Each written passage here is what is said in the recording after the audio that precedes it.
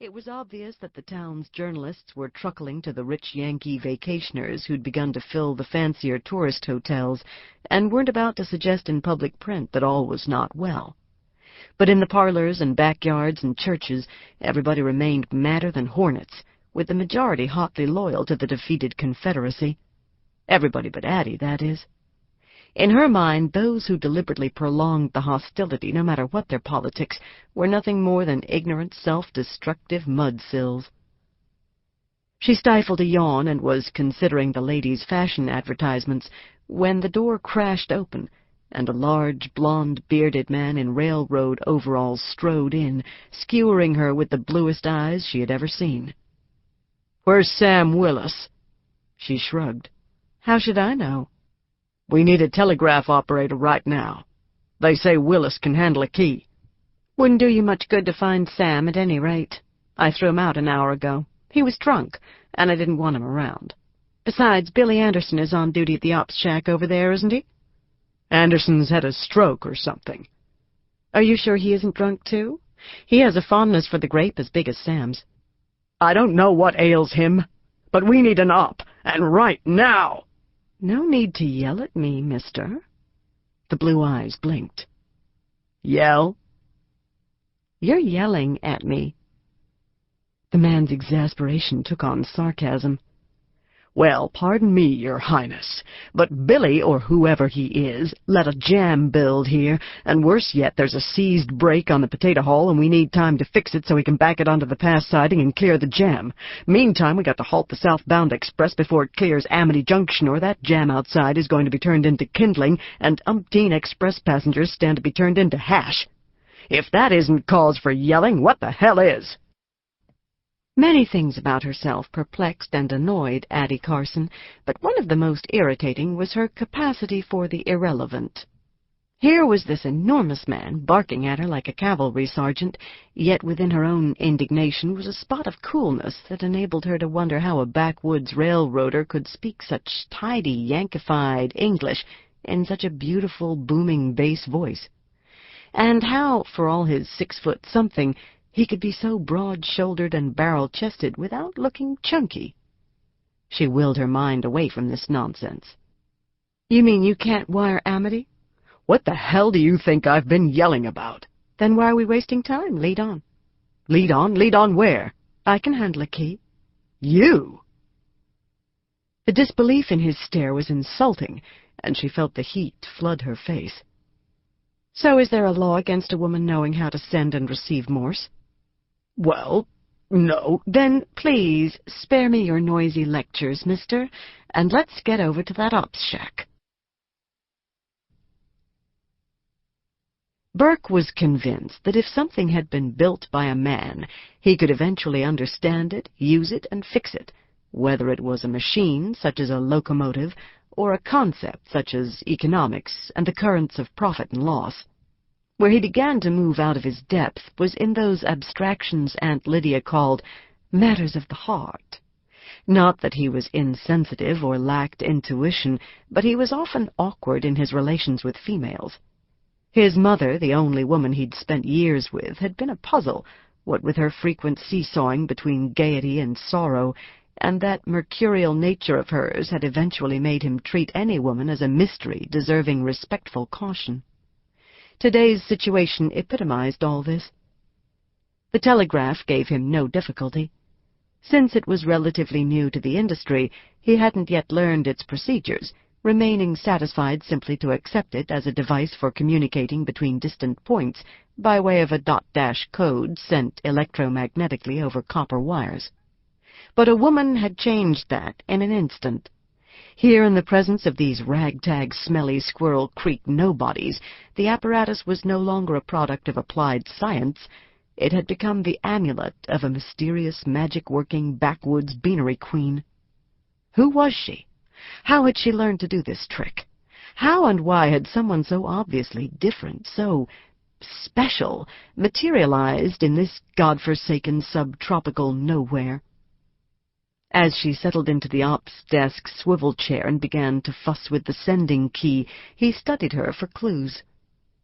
She looked to be about 30, and it was obvious that life wasn't easy for her. struggling as she was on the rim of a masculine world, but it was also clear that this truth in no way daunted her. She wasn't tall, but she carried herself, shoulders back, chin high, so as to suggest a regality that somehow raised her above those around her and made her central to any setting. Her dark hair, shiny and thick and tied in a bun, and even her dress, an ankle-length thing of nondescript cloth protected by a clean white apron, contributed to this impression of height and command. Nor did she display any of the coarseness he'd found to be so prevalent among country women. On the contrary, she was comely and refined, to a degree that would be acceptable in any society, and there was a something, sweetness, serenity, that he'd never before seen in a woman's face. Yet in all of this was a paradox, the intimation of sensuality barely contained, and it was mainly this quality that intrigued him. Despite her surface composure, he sensed an underlying volcanic passion that could, given the appropriate conditions, erupt spectacularly. She was staring across the room, where Billy Anderson lay on a work table, flat on his back and motionless. "Somebody should see to poor Billy over there." "Ain't anything anybody can do for Billy, ma'am," one of the conductors said. "He's dead. Died 10 minutes ago." She received the news, considered it, then nodded in the manner of one who has just been reminded that the sun rises in the east. "He's been working on that for years." Burke, suddenly annoyed with himself and breaking free of his erotic speculations, pointed to the wall clock. "Send the message. We're running out of time." She scanned the faces around her. "What's the call?" No one spoke. "I need to know how to call the Amity signalman." The men exchanged baffled glances. "Look in the desk drawers," Burke said. "There should be a call card somewhere around. It's regulations." She gave him a level stare. "You look. I'll try to send an open message while you look for the card." Burke shook his head. "Amity won't answer without the proper identity code.